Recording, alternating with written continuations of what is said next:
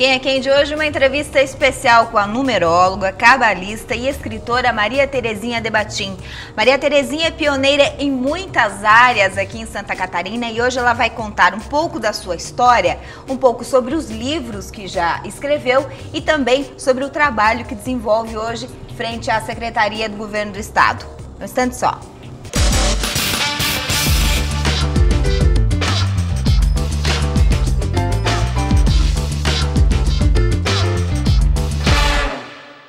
Maria Terezinha de Battim, prazer, uma honra recebê-la aqui na Band, no Quem é Quem. Prazer é meu, sempre, Elaine. Agora eu tenho que ler aqui, porque é muita coisa, gente. Olha só, essa mulher é pioneira em várias áreas e eu digo que é uma honra recebê-la aqui, porque realmente é. Maria Terezinha de Battim é conhecida pelo seu trabalho com cabala, com os números, né? Como eu já falei no início do programa, é numeróloga, cabalista, escritora, 5 livros lançados. O 6º a caminho, já a gente vai falar mais sobre isso. Mas além de tudo isso, Maria Terezinha foi a primeira mulher diretora do BESC, extinto BESC, que já não existe mais hoje. Foi a primeira mulher diretora da Casan, primeira diretora de imprensa, diretora da imprensa oficial do Estado de Santa Catarina. Aliás, tem um projeto aqui que virou lei, ela ganhou a medalha Antonieta de Barros, né, por causa desse projeto, enfim, e hoje é secretária adjunta da SOL. Isso. Que é uma secretaria que engloba 3 fundações importantes. Isso. Ufa, exatamente. Haja tempo. E é mãe de 3 filhas, tem um consultório, seus pacientes. Como é que você dá conta de tudo isso, Maria Terezinha? É um pedacinho do coração para cada lado, né? Eu falo que quando você tem leveza de alma, daí as coisas acontecem. Se você fica muito agitado, ai, como que eu vou dar conta? Aí não dá mesmo, né? Então, assim, primeiro que atender cabala e numerologia, fazer a consulta, montar a cabala, para mim não é trabalho, é prazer.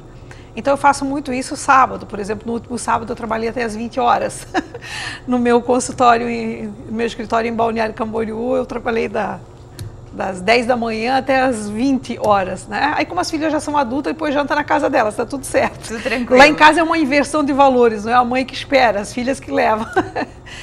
E hoje eu trabalho frente à SOL, né? É um desafio grande, porque são 3 fundações dentro da secretaria, né?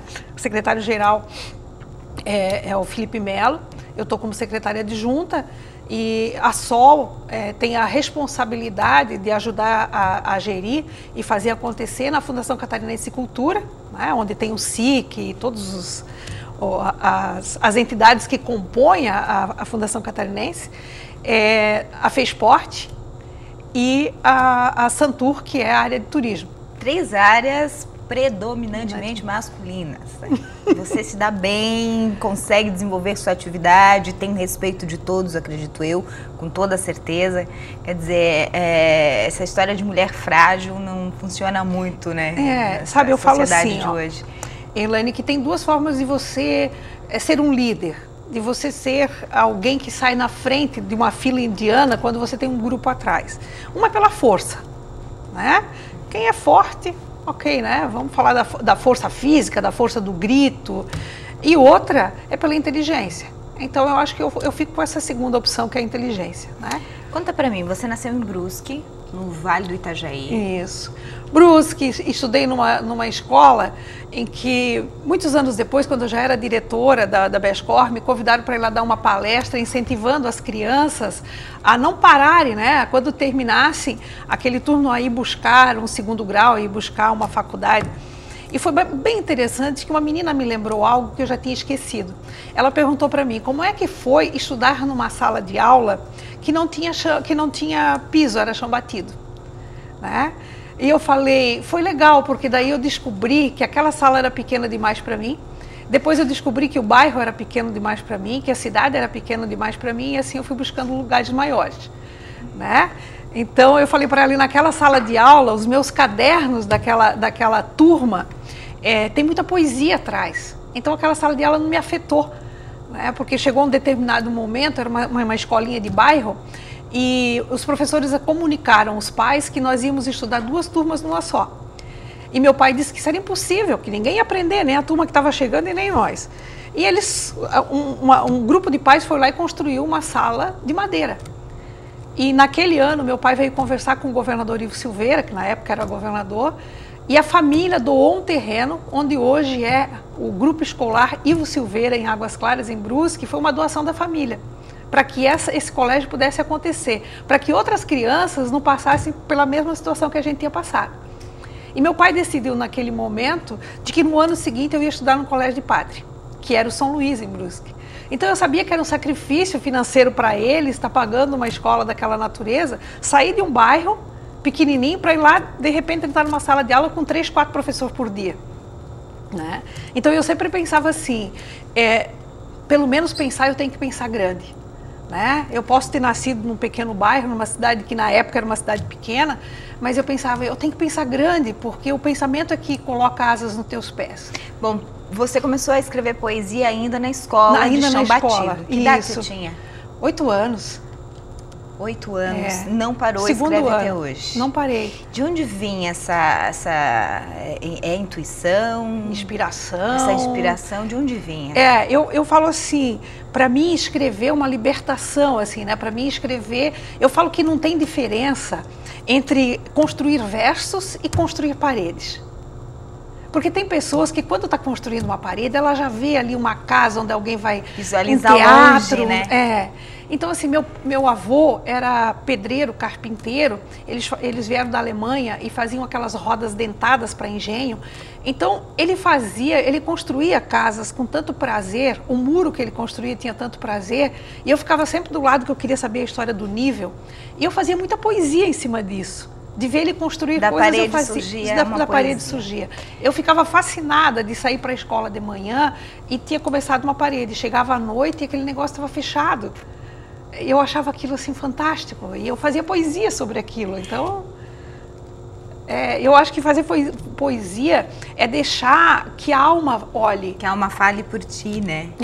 E os números, quando que os números surgiram na sua vida? Foi bem interessante. Quando eu estudava no São Luís, tinha um professor chamado Darcy Tirlone, que era de Nova Trento. E ele vivia me pegando, ele dava aula de matemática, ele vivia me pegando com o caderno, escrevendo poesia na aula dele. Então eu levava giz na testa e tal. E um dia ele me pegou de surpresa, eu fiquei muito brava, porque eu tomei um susto. E eu falei para ele assim, que me desculpe os números, mas eu sou apaixonada pelas letras. E ele me disse, vou lembrar disso na hora de dar nota. Né? Então eu fui para casa e estudei, porque eu sabia que ele ia me pegar.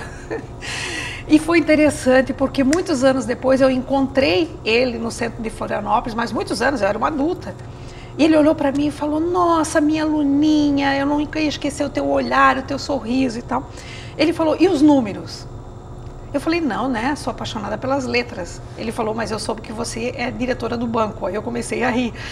Maria Terezinha Debatin já me ensinou, que eu conheço ela há muitos anos, que os números têm energia, têm poder sobre nós. Como é que funciona essa energia, esse poder dos números nas nossas vidas, no nosso dia a dia? A gente vai para o intervalo comercial, já já a gente volta com essas dicas e muitas outras. Um instante só.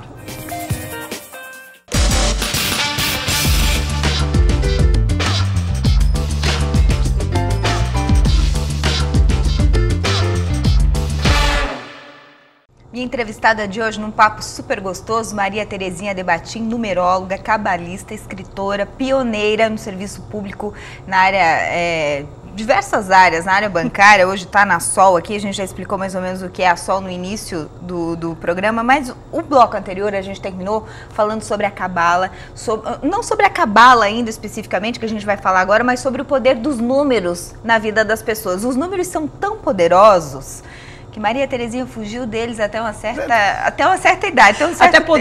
Até amadurecer, né? E aí não teve mais. Com que idade você enfrentou essa questão, ou aceitou, abraçou, né? Essa que hoje é uma das suas paixões? 15 anos atrás. Em 99, quando eu estava me preparando para me aposentar, né? E aí eu queria fazer qualquer outra coisa que não fosse trabalhar com números e resultados e tal. E eu tive contato com a numerologia e assim, em 15 dias da numerologia eu estava na cabala e estava inscrita em todos os cursos que você pode imaginar, fazia bate e volta a São Paulo e fui fazer formação, né? Então fiz 3 anos e meio de formação, cabala hebraica, cabala judaica e cabala mística, porque eu queria saber aonde que elas se encontravam ou elas divergiam, né? Falando do poder que esses números têm na nossa vida, é tão evidente que são eles que traduzem como você age, como você pensa, como você sente. Vou te dar um exemplo. Normalmente, se eu perguntar para a Elaine, quando é que você nasceu? Você vai dizer assim, dia tal de mês tal, e o ano você omite. Certo. Né? Então, o ano é uma coisa que a gente quase não dá atenção, mas o ano, ele anuncia a tua chegada, ele traduz como é que vai ser a sua colheita, que nós popularmente chamamos de aposentadoria, e é ele que determina a sua partida do planeta. Por isso, quando a gente estuda Cabala, o primeiro juramento é não abrir a sua, porque se eu fizer os cálculos, eu sei o ano que eu vou desencarnar. Né? Quer dizer que quando você fez a minha cabala, você sabe com quantos anos eu vou desencarnar? É só fazer as contas e eu sei. A gente normalmente não faz, porque primeiro... Porque as pessoas perguntam isso? Perguntam, quem tem interesse, quem vai atrás, quem estuda, quando vem com essa pergunta. E eu sempre digo, você não tem como saber se você vai ser mais feliz tendo essa informação. Ou menos, como é que você lida com isso, tá? Então, assim, esse também é um dos nossos juramentos. Por exemplo, quando alguém da mídia, alguém que faleceu e a gente está com um grupo de estudos, a gente vai lá, faz meia dúzia de contas, sem deixar eles entender o que a gente fez e mostra que fechou. Fechou o cálculo. Fechou o cálculo. Você também me falou já em algumas vezes que não só as datas, os dias, né, de nascimento, do dia, mês e ano, tem essa força, mas o nome da pessoa também somados, que cada letra do alfabeto possui uma energia, um número correspondente com uma energia correspondente. Isso mesmo. E uma vez eu lembro que num bate-papo você explicou uma história muito interessante, que os nomes compostos geralmente vêm com cargas, o sobrenome do pai traz uma carga energética, o sobrenome da mãe também. Como é que funciona isso? Tem como amenizar? Tem sim. Veja bem, o seu nome é só o seu nome, por isso a gente fala sobrenome, é aquilo que vem sobre. Às vezes o teu sobrenome funciona como um guarda-chuva e é muito bom, tá? Eu vou te dizer que o meu caso, a vida inteira dentro do banco eu fui chamada de Debatim e não de Maria Terezinha. Não é muito comum chamar uma mulher pelo sobrenome. Eu adoro. A maioria das pessoas me chamam pelo sobrenome, eu gosto. Pois é. Também nunca me incomodou. E, assim, sempre fui a Debatim. A diretora da Terezinha, diretora Debatim. Posso contar seu apelido no banco? Margaret Thatcher. Bem baixinho, que ninguém ouviu. Né? Então, assim, para mim, esse sobrenome trouxe realmente, assim, uma força. Uma força, mas não é todos os casos, tá? Então, às vezes, quando a gente analisa, eu digo assim, ó, passa a usar a assinatura só o teu nome, deixa esse sobrenome um pouco de lado, ou porque você ainda não tem maturidade para usá-lo, porque isso é muito interessante também. Quando é que você já tem maturidade para usar certas energias que certos nomes ou sobrenomes traz para a tua vida, e que certa composição de números traz para a tua vida. Porque a gente tem assim, Elaine, nós temos no mínimo 10 números fixos que movimentam o tempo inteiro a nossa vida. Então a soma das vogais do teu nome fala da tua personalidade, como é que você é. Não quer dizer que você se mostra assim. As consoantes falam do teu talento, como é que as pessoas te veem. A soma das consoantes e das vogais do teu nome é o sal da tua sopa, é o teu humor ou a falta dele, né? O teu dia, mês e ano de nascimento é o trenzinho. Então, o dia de nascimento, que é a última coisa que a gente conhece, é o dia que essa criança vai nascer. A gente já sabe o ano, já sabe o mês. A data de nascimento, os pais devem tomar muito cuidado de ficar marcando cesárea, se antecipando, entendeu? Porque você está interferindo naquilo que essa criança vem fazer aqui. O dia que ela escolhe, ela dá conta, né? O dia que a gente escolhe, não sei. Você está interferindo diretamente no futuro? No futuro. Né? Então, assim, a gente tem uma geração que não nasce mais porque quer nascer, nasce porque é conveniência, o médico só atende tal dia, até tal hora e é por aí. Né? De que forma isso impacta no dia a dia das pessoas? Pessoas mal preparadas, inseguras? Inseguras, né? Ou às vezes agressivas, porque existe uma coisa que dá para harmonizar quando a gente estuda. Por exemplo, você tem um nome que você quer colocar no teu filho, mas você não sabe ainda a data que essa criança vai nascer. No meu estudo, a gente só define esse nome, se vamos escrever com H, se vamos botar um Y, se vamos acrescentar mais um sobrenome, um segundo nome ou não, depois de conhecer a data e a hora que essa criança nasceu. Porque a hora de nascimento está diretamente ligado com o teu profissional. Por exemplo, você tem 3 forte em vários momentos. 3 é comunicação, é palco. Então, por que você está aqui? Por que você já fez programa de rádio? Por que a gente se conheceu justamente você na mídia? O 3 é o meu degrau com potencial máximo. Potencial máximo. Isso explica. Isso. Assim como a gente tem aqueles números que se a gente dorme ou a gente acorda, eles estão trabalhando a nosso favor, nós temos os nossos sabotadores. Que também podem nos barrar. Claro, que são as nossas ilusões. Né? Então, assim, quando se faz um estudo, eu tenho muita preocupação quando as pessoas vêm e dizem assim, pois é, Terezinha, eu fiz as continhas e eu sei que eu sou número tal. Eu falo assim, olha, a gente chama de corpo um conjunto de coisas, certo? E eu chamo de cabala um conjunto de números. Só fazer as continhas da soma das letras, das vogais não e revela quem é consoantes, você. mas a data não revela. Não é preciso revela. aprofundar. É o conjunto. Além disso, nós temos os nossos números transitórios. Eu vou falar, você vai se identificar. Tem ano que você adora viajar, tem ano que você não quer ver mala. Tem ano que você quer reformar a casa, tem ano que você não quer ver pedreiro do outro lado da rua. Tem ano que eu quero estudar. Tá. E tem ano que eu não quero ver livro. Por que isso? Porque cada vez que você faz aniversário, você muda de idade. E essa mudança de idade traz um novo querer para a tua vida. Interessantíssimo. A gente vai para um intervalo comercial. Deus, vai ser o último bloco. Eu ainda tenho uma porção de perguntas aqui, mas a gente continua falando um pouquinho mais sobre a energia dos números. E essa energia aí de 2014, a gente viveu recentemente aí uma lua sangrenta, não é? Que a mídia chamou. Tem uma lua, mas são mais 4, que eu acho que mais 4 eclipses. Não, mais 3, seriam 4 no total que acontecerão em 2014. Maria Terezinha também vai comentar um pouco sobre isso. E de que forma prática a gente pode usar tudo isso a nosso favor no dia a dia, né? Porque é isso que a gente quer, ser feliz, ser né? Feliz. Um instante só, a gente já volta.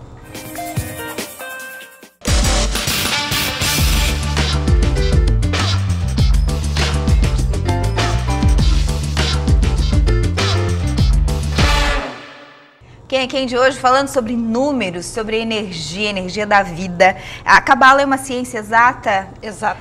Eu posso chamar a Cabala de esotérica ou não? É uma ciência exata. É uma ciência. Esotérico é tudo aquilo que é mistério para alguém. A Cabala não. Não. A Cabala é 1 mais 1, eu diria que se ela é esotérica, ela é esotérica para quem vai fazer a consulta, não para quem dá a consulta. Entendi. É que é matemática pura. É matemática pura.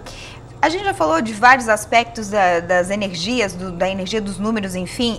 Para encerrar essa questão de energia, de soma, como é que é aquela história sobre a soma da tua data da tua idade e terminar em 9? Renascimento. Qual que é a força do 9? Renascimento. A gente tem 4 grandes gestações na Terra. A primeira gestação é a gestação uterina. Aos 9 meses você morre para a vida uterina, nasce para a vida terrena. Certo. Tem o primeiro contato com morte e ressurreição.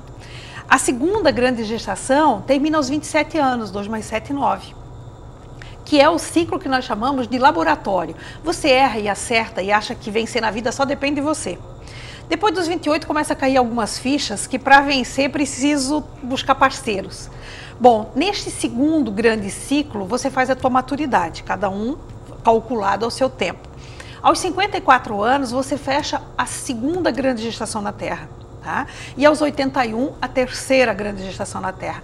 Mas no meio disso, cada vez que a tua idade, por exemplo, 9 anos, 18, 27, 36, cada vez que você faz 9 anos, você tem uma transformação, coisas que você deixa para trás, para que outras possam renascer, exatamente como foi aos 9 meses.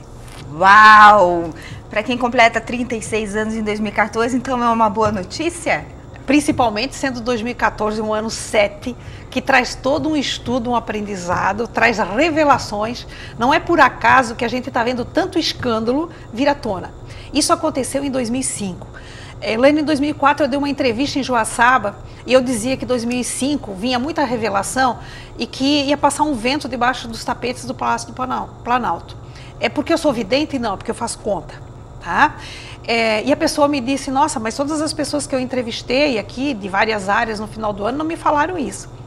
Eu falei, cai gente forte. Ele falou, a única pessoa forte é Paloski, e ele não cai. Caiu. Eu falei, anota e depois a gente vê. E isso acontece entre junho e agosto. Né? E daí eu não vou falar nunca de ninguém que vem dar uma entrevista sobre qualquer área, porque eu não estudo. Como é que eu vou falar se a pessoa tem conhecimento ou não? Eu falo daquilo que eu estudo. E aconteceu o que aconteceu em 2005.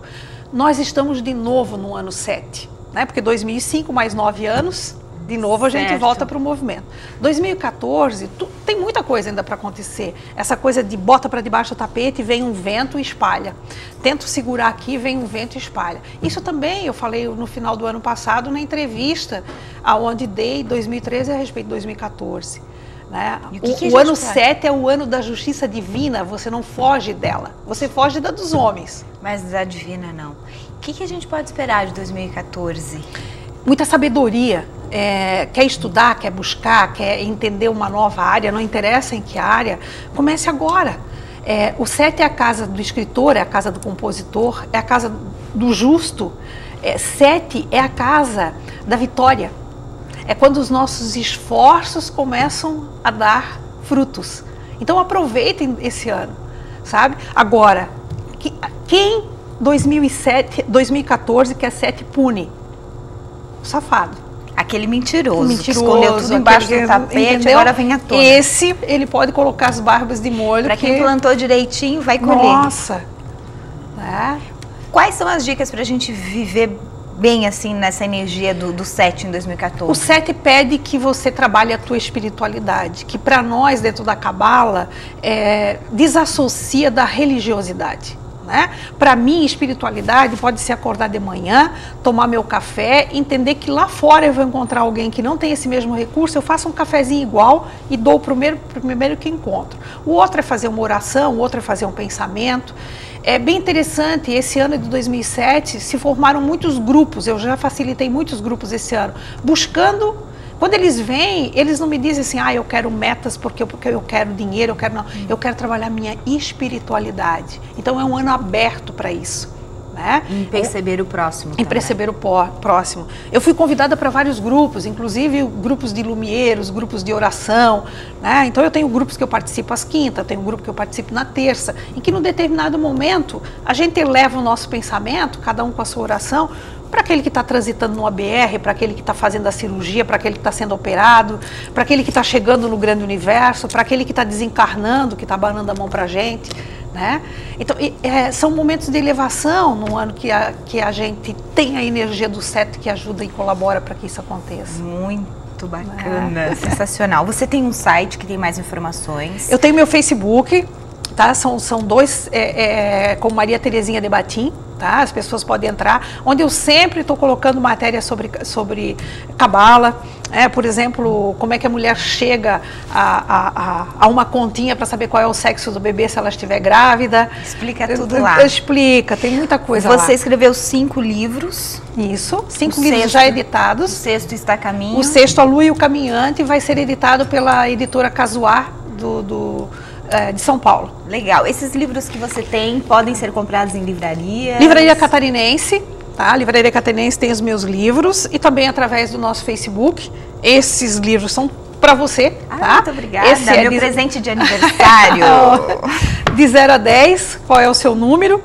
E esse é um livro. Eu sei todos os meus números. Muito obrigada, Maria Terezinha. Quero desejar muita sorte para você no seu caminho.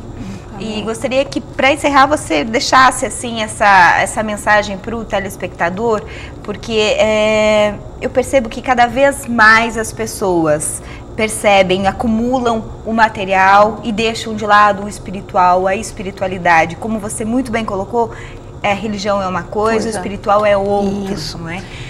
Que as pessoas deem mais valor à família, né? A essa sinceridade, o gostar genuíno, né? Que as pessoas estejam mais voltadas para o espiritual em 2014. Olha, a minha mensagem, Lena, para 2 segundos, respira e lembra que espírito e matéria não são primos, são irmãos. A partir do momento que você deixa de respirar, você tem um pedaço de carne para colocar em qualquer lugar. Respiração é o espírito, é o espiritual, é a alma, tá? Quanto mais, se eu preciso alimentar o meu corpo para que ele trabalhe, para que ele produza, eu também preciso, na cruz da vida, alimentar a alma. Eu preciso alimentar o meu espírito, como cada um queira chamar. Se você vai ao cemitério, você vê lá uma estrelinha de 5 pontas com a data de nascimento. Esse representa o homem que veio para cá cheio de esperança. 2 pernas para desbravar o grande universo, 2 braços para trazer para a sua vida aquilo que é capaz de cuidar e uma cabeça que modifica tudo que toca e é modificado por aquilo que é tocado. E embaixo você vai ver uma cruz com a data de morte. O que é a cruz? A cruz nada mais é do que o homem que perdeu o seu viço e dobrou suas pontas. E tem muita gente fazendo isso em vida. Tem muita gente deixando de ser estrela de 5 pontas e carregando uma cruz. As pessoas dizem, eu carrego uma cruz. E eu digo para elas, não fala bobagem. Para carregar uma cruz precisa 6 estrelinhas, 3 de cada lado. Então, em vida, seja essa estrela de 5 pontas, né? Movimente as pernas, caminhe. Movimente os braços. Não tem nada de errado de ter muito. Não tem nada de errado de trazer o material para a sua vida. Mas se você não tem todas essas ferramentas e não consegue usá-las, para que tê-las? Então, a minha mensagem é, sinta, respira, né? Viva! Viva! Muito obrigada, obrigada Obrigada, pela amada. solicitude, pelas mensagens, pelo conteúdo, não é? Eu hoje conheci muito mais de você. Obrigada para você que curtiu Quem é Quem, essa entrevista maravilhosa com a Maria Terezinha Debatin aqui na Band. A gente volta na semana que vem com mais um programa e mais uma entrevista especial para você. Um bom domingo, com muita vida e energias positivas aí de 2014. A gente volta na semana que vem.